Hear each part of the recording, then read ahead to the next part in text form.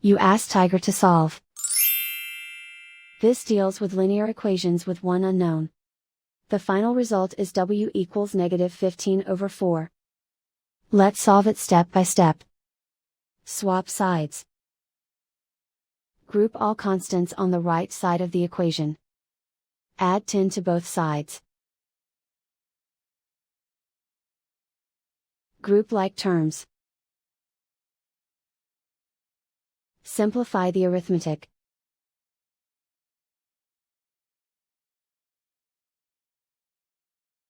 Isolate the w. Multiply both sides by inverse fraction 5/4. Move the negative sign from the denominator to the numerator. Group like terms. Multiply the coefficients. Simplify the arithmetic.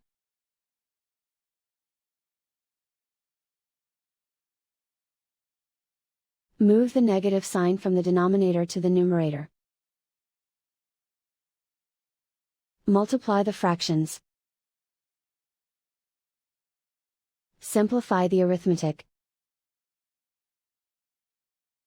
And so the final result is w equals -15/4.